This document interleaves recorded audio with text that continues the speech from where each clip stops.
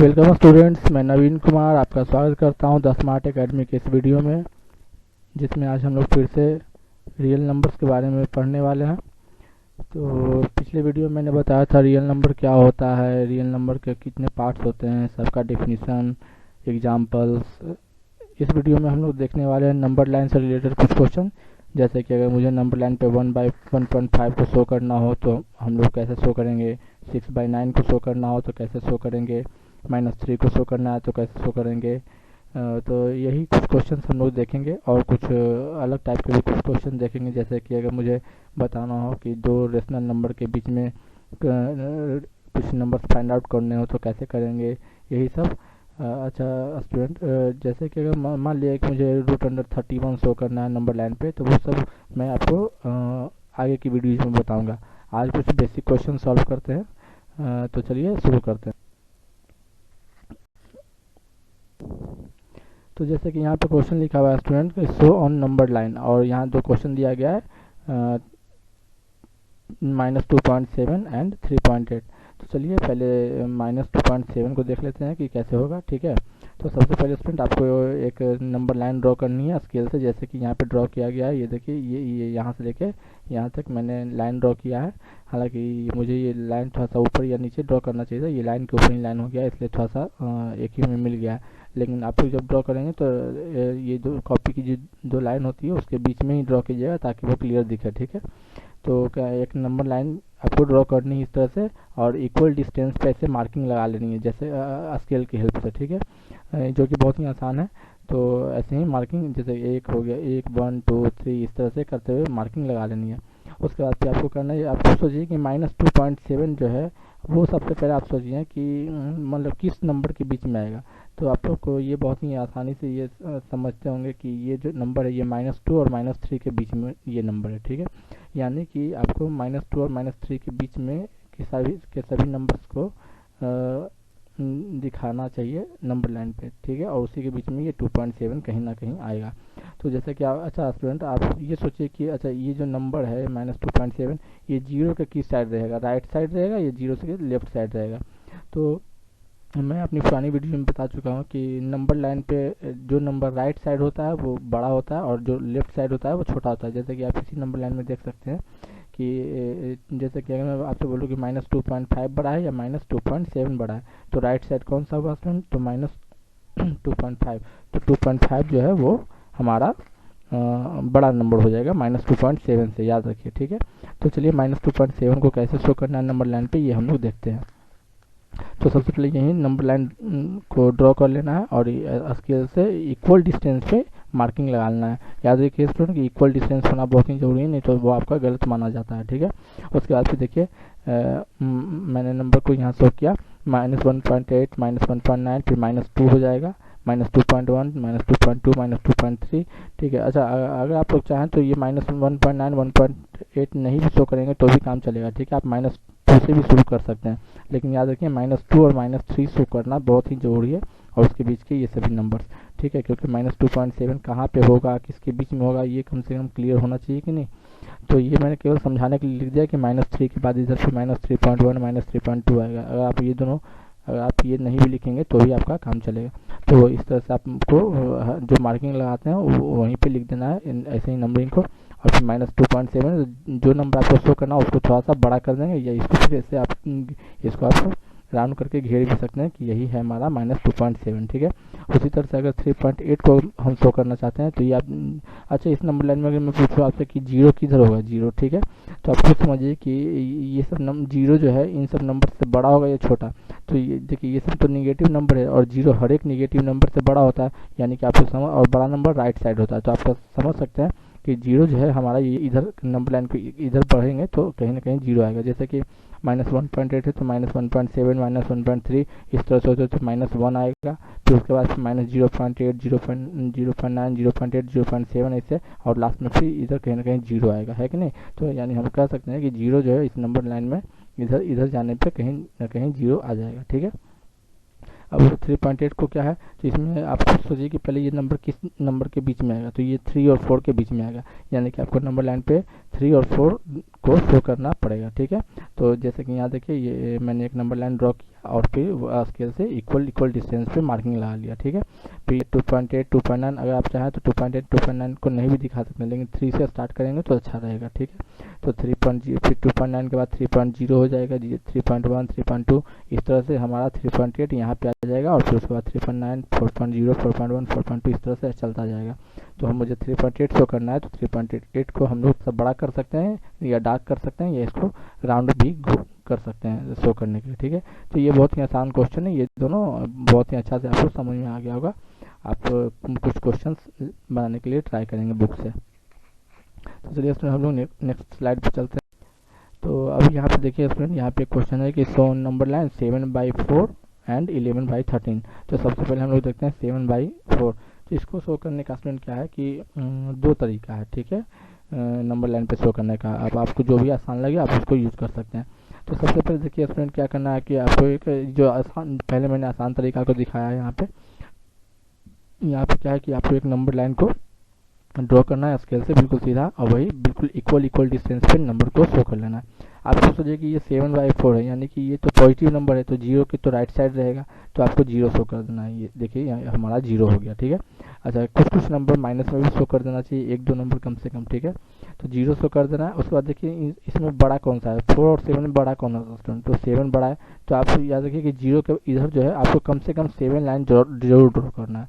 तो 1 2 3 4 5 6 7 कम से कम 7 जरूर होना चाहिए। अगर आप चाहें तो 7 यहाँ तक ड्रॉ करके छोड़ भी सकते हैं, लेकिन समझने के लिए कॉन्सेप्ट क्लियर होने के लिए मैंने 3-4 पॉइंट आगे तक लिया है। ठीक है, अब देखिए आपको करना ये है कि 0 है तो यहाँ से 0 के बाद 7 लाइन ड्रॉ करने के बाद उसके नीचे लिख देना है 1/4 2/4 3/4। अच्छा यहाँ पे मैंने 1 क्यों लिखा, क्योंकि देखिए उसमें जब आप 4/4 लिखेंगे तो वो कट के 1 हो जाएगा। फिर 4/4 के बाद 5/4 6/4 7/4, और ये इस तरह से हमारा 7/4 जो है नंबर लाइन पे शो हो गया। ठीक है, तो आप इतना भी करके रख सकते हैं, यहाँ पे नंबर लाइन को बंद भी कर सकते हैं, लेकिन मैंने दिखाने के लिए कर दिया आगे। 7/4 के बाद आएगा 8/4। 8/4 का मतलब क्या होता है स्टूडेंट कि 8 तो 4 से डिवाइड हो जाएगा 2 बार में, इसलिए मैंने यहाँ 2 लिख दिया। ठीक है, फिर 9/4 10/4 इस तरह से। तो ये सबसे आसान तरीका है, केवल आपको नंबर लाइन बना के इक्वल डिस्टेंस पर मार्किंग कर देनी है, और 0 के अगर नंबर प्लस में है तो 0 के राइट साइड में लिख दीजिए। अगर मान लीजिए कि यहाँ पे 7/9 होता तो क्या करते थे, यहाँ 1/9 2/9 3/9 4/9 5/9 इस तरह से करते हुए जाते, और एक फिर वहाँ पे 7/9 आ जाता है कि नहीं। और इस तरह से हमारा चलते जाएगा, और 7/9 के बाद आगे जाएंगे तो वहाँ पे मान लीजिए 7/9 रहता तो आगे जाके 8/9, और 9/9 की जगह हमको 1 ड्रॉ करना पड़ेगा, है कि नहीं।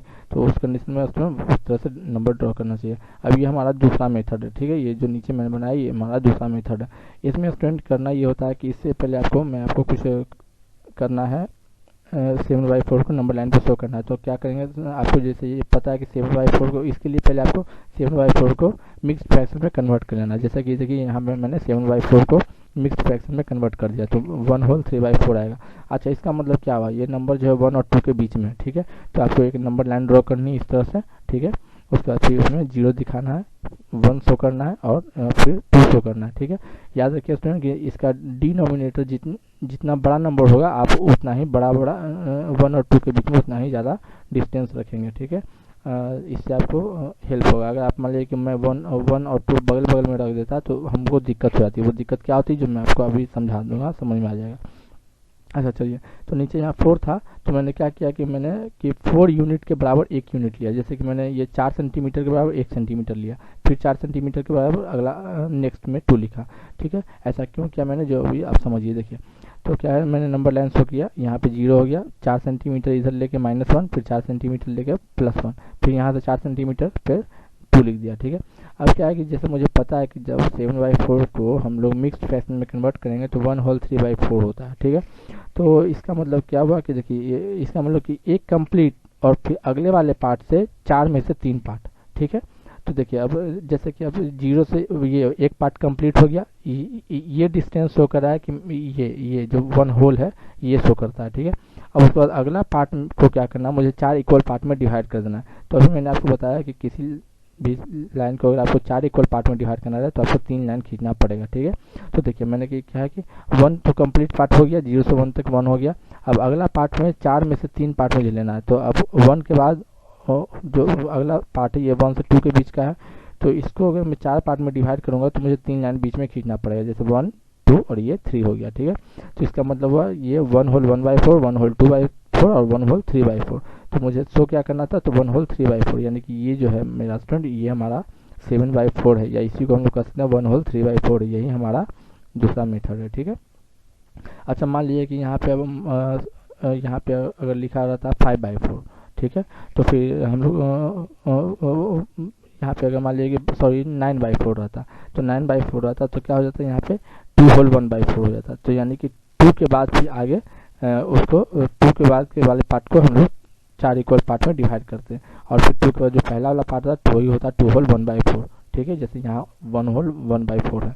तो ये वाला मेथड में क्या है स्टूडेंट, क्या आपको गलती क्या है कि आपको अगर जो है नीचे जो है 4 है तो 4 यूनिट के बराबर 1 यूनिट लेना पड़ेगा, ठीक है।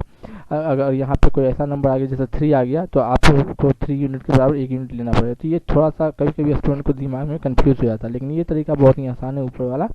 इसमें कुछ नहीं करना, 0 के बाद इक्वल डिस्टेंस पे पहले मार्किंग दे दीजिए, फिर यहाँ पे जो नंबर बड़ा हो, जैसे 7 बड़ा है तो 7 मार्किंग कम से कम होना चाहिए।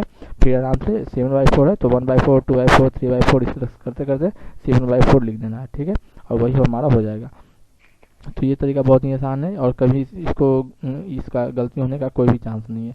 ये थोड़ा सा दिमाग खराब करने वाला तरीका, लेकिन उतना भी मुश्किल नहीं है, आप लोग ट्राई करेंगे तो आप इससे भी बना सकते हैं, ठीक है। अब चलिए दूसरा क्वेश्चन को देख लेते हैं। 11/13 को हमको शो करना है, तो इसको मैं आसान तरीके से ही बताऊंगा। 11/13 को तो एक नंबर लाइन ड्रॉ करना है इस तरह से। अब 11/13 0 से बड़ा है क्योंकि ये पॉजिटिव है, तो ये 0 के राइट साइड रहेगा। तो 0 के लेफ्ट साइड में सिर्फ 2 ही मार्किंग मैंने दिया, 0 के राइट साइड में देखिए मैंने दिया हुआ है ढेर सारा मार्किंग। तो अच्छा मुझे कितना मार्किंग देना है ये आप समझिए। तो कम से कम तो जो इन दोनों में जो बड़ा नंबर है जैसे 13 है तो कम से कम 13 मार्किंग जरूर होना चाहिए, ठीक है, कम से कम 13, तभी आपका सही बने, तभी आपका बन पाएगा, नहीं तो नहीं बन पाएगा। तो जैसा कि 13 अब बड़ा है तो कम से कम 13 मार्किंग होना चाहिए। अब देखिए क्या है कि अब ये 0 से बड़ा है तो 0 के राइट साइड में 1/13 2/13 3/13 इस तरह से करते करते हम लोग जाएंगे तो 11/13 आएगा, और ये फिर 12/13 और 13/13 का मतलब क्या होता है स्टूडेंट 1 होता है कि नहीं। तो यहाँ पे 1 आपको शो कर देना है, और ये हमारा जो है मुझे शो करना था 11/13, तो ये देखिए इसको मैंने थोड़ा बड़ा करके लिखा है और डार्क कर दिया। आप चाहे तो इसको राउंड भी कर सकते हैं, ये हमारा 11/13 हो जाएगा। अच्छा माइनस में 1-2 नंबर मैंने केवल 2 मार्किंग दिया शो करने के लिए, माइनस में क्या हो जाएगा कितना गलती ये कर देंगे यहाँ -1 -2 लिख देते हैं, नहीं ये नहीं करना है। अगर राइट साइड 1/13 2/13 है तो लेफ्ट साइड भी हमारा -1/13 -2/13 ही होना चाहिए। ये उसी तरह से देखिए मैंने यहाँ पे भी किया था 1/4 2/4, इधर -1/4 -2/4 -3/4 इस तरह से, ठीक है। तो बहुत ही आसान तरीका है ये तरीका, इसमें आप कर सकते हैं। मान लिया कि यहाँ पे 9/13 होता तो फिर कोई दिक्कत नहीं, 0 के बाद 1/13 2/13 कर सकते 9/13 आता ही है तो 9/13, लेकिन जब आप 13 लाइन खींचोगे तब तो 13/13 की जगह आप 1 लिखोगे, ये बात है। इसलिए मैं कहता हूँ कि जो नंबर बड़ा रहे उतना ही लाइन कम से कम आपको खींचना है, ठीक है। तो चलिए स्टूडेंट अब हम लोग नेक्स्ट स्लाइड पे चलते हैं। अच्छा अब स्टूडेंट हम लोग सीखेंगे कि किसी 2 नंबर के बीच में कुछ नंबर्स को फाइंड आउट करना, ठीक है। तो सबसे पहले कुछ एक बेसिक कॉन्सेप्ट आपको सीखना चाहिए। जैसे कि मान लीजिए कि मुझे 7 और 9 के बीच का कोई नंबर एक नंबर फाइंड आउट करना है, तो आपको तो ये पता है कि 7 और 9 के बीच में 8 होता है, लेकिन 8 आएगा कैसे, 7 और 9 की हेल्प से 8 कैसे आएगा। तो देखिए इसमें क्या होता है कि जब किसी 2 नंबर के बीच में मुझे एक नंबर फाइंड आउट करना हो तो उन दोनों को ऐड कीजिए और 2 से डिवाइड कीजिए। जैसे मैंने 7 और 9 को यहाँ पे ऐड किया और 2 से डिवाइड किया तो क्या हुआ, तो 7 + 9 16 हो गया, 2 का 2 हो गया तो 16/2 8 आ गया। और आप देख सकते हैं कि 7 और 9 के बीच में 8 आता है। उसी तरह से अगर मैं बोलूँ कि 6 और 10 के बीच का नंबर फाइंड आउट कीजिए तो आप क्या करेंगे, तो जैसे यहाँ तो 6 और 10 को ऐड कर दीजिए, 2 से डिवाइड कर दीजिए तो 16/2 8 हो जाएगा, ठीक है। यानी कि कहने का मतलब कॉन्सेप्ट ये है कि जब किसी 2 नंबर के बीच का नंबर मुझे फाइंड आउट करना हो तो दोनों को ऐड कीजिए और 2 से डिवाइड कीजिए तो उसके ठीक बीच का नंबर फाइंड आउट होता है। जैसे कि यहाँ 8 आया तो देखिए 6 7 8 9 10, 6 और 10 के ठीक बीच में ही हमारा 8 आता है। तो ये एक बेसिक कॉन्सेप्ट है, इसका भी यूज हम लोग आगे करने वाले हैं। तो चलिए आगे चलते हैं हम लोग। जैसे कि देखिए स्टूडेंट यहाँ पे क्वेश्चन लिखा हुआ है find the rational number lying between, पहला क्वेश्चन, दूसरा क्वेश्चन, तीसरा क्वेश्चन, फर्स्ट क्वेश्चन देखिए 3/7 एंड 5/8 के बीच में मुझे एक रेशनल नंबर फाइंड आउट करना है। तो जैसे मैंने पिछले स्लाइड में आपको बताया कि जब किसी दो नंबर के बीच का नंबर बताना हो तो दोनों को ऐड कर दीजिए और 2 से डिवाइड कर दीजिए। तो 2 से डिवाइड करने का मतलब होता है 1/2 से मल्टीप्लाई करना, ठीक है।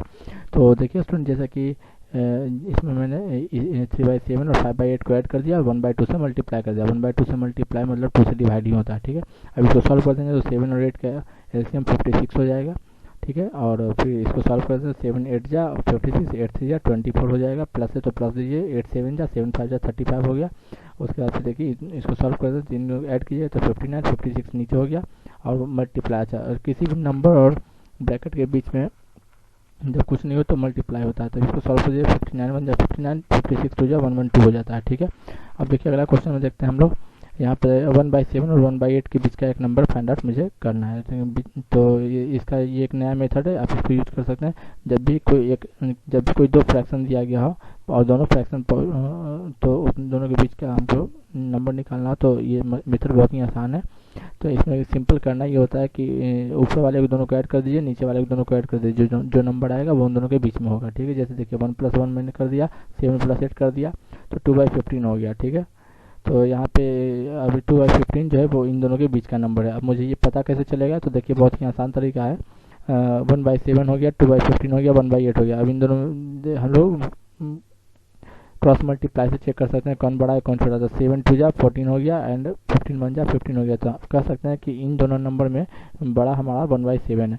अब इन दोनों नंबर में चेक कर लेते हैं तो 8 2 जा 16 हो गया, 15 1 जा 15 हो गया। तो इस तरह से देख सकते हैं कि ये नंबर जो है मेरा बड़ा हो गया। तो कह सकते हैं इससे 1/8 से बड़ा 2/15, 2/15 से बड़ा 1/7। इस तरह से क्या है कि हम लोग कह सकते हैं ये नंबर जो है ये बीच में आ गया, ठीक है। तो ये मेथड भी अच्छा, इस तरीका से हम लोग ये क्वेश्चन को भी बना सकते थे। अच्छा, अब देखिए हम लोग ये क्वेश्चन देखते हैं। इसमें 3/4 और 3.5 के बीच में मुझे नंबर फाइंड आउट करना है। इसमें बहुत ही सिंपल क्वेश्चन है ये।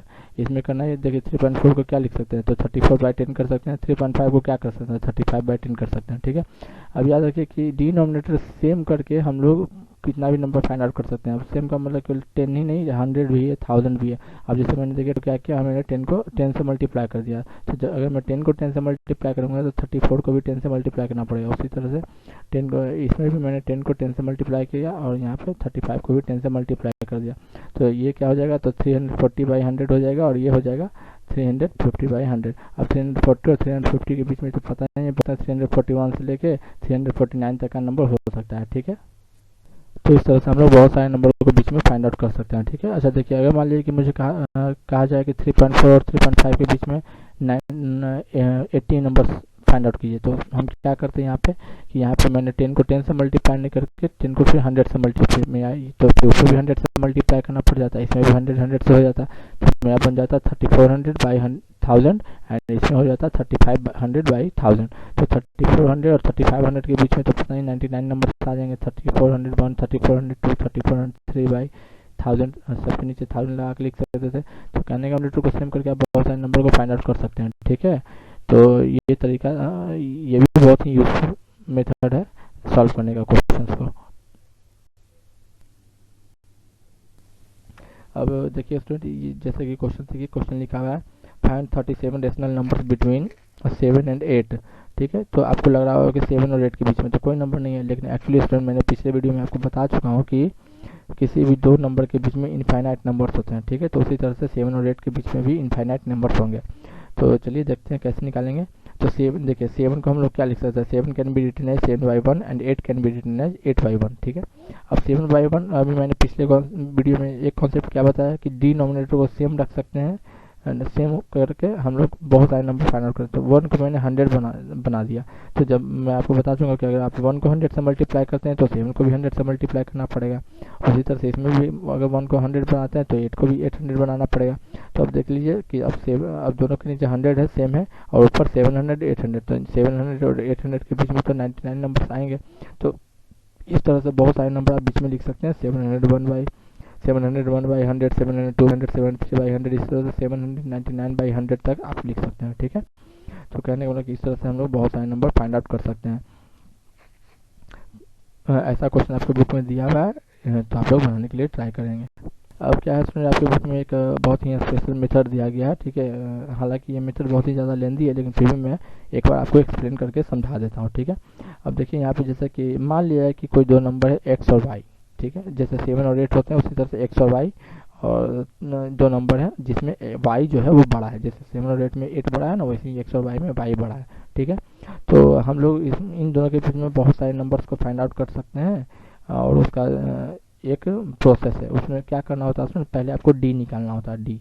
अब डी निकालने का क्या फॉर्मूला है, तो वाई माइनस एक्स, यानी जो बड़ा नंबर है उसमें से छोटे को माइनस कीजिए, और आपको जितना रेशनल नंबर बीच में फाइंड आउट करना है, मान लिया कि 8, 9 या मान लिया एन रेशनल नंबर मुझे फाइंड आउट करना है, तो n प्लस 1 से इसको डिवाइड करना है, ठीक है।